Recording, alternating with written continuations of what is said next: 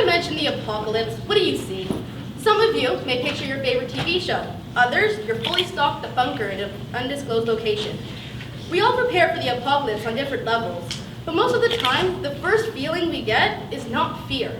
This begs the question, when did the idea of our impending dooms become so exciting? Think about it. The most popular National Geographic show is Doomsday Preppers. The most watched show on cable is The Walking Dead. The most bought video game was The Last of Us until GTA came out. This may not seem like an entirely new concept. Through history, we've looked at Ragnarok and the Mayan calendar, but those were conveyed as warnings. We feared the end of the world and did everything we could to prevent it. And yet, today, when discussing the possibility of an apocalypse, be it zombie or giant war, we start choosing our weapons and planning who we're going to team up with. It's gone past the simple enjoyment of violent movies. We generally want the end of the world. So why is it that we have become so comfortable, enthusiastic even, about the apocalypse? Is it because we all secretly dream of stepping up as the hero and saving the day? Of course not.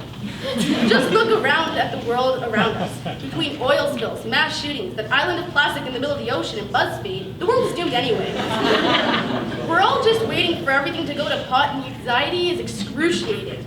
We want the apocalypse to come already, because when it does, we will be relieved, except, the dead people.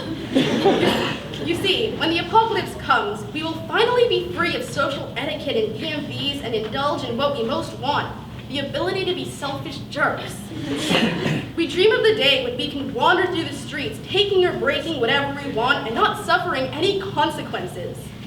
We are eagerly awaiting the chance to kill bad guys and leave behind that wounded person because they're slowing us down. Us wanting the apocalypse is simply our self-centered fantasy disguised as a heroic dream. Putting it this way, plotting the deaths of millions of strangers seems terrible, but it gets worse. It's not just the chaotic freedom we want.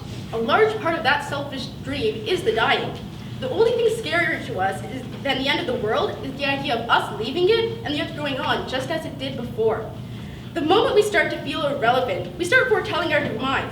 That's why older people claim young people are ruining the world. That's why there are so many articles out there about why this and that prove that humanity is doomed.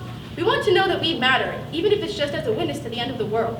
But who am I to judge? Maybe we just think we look cool in armor.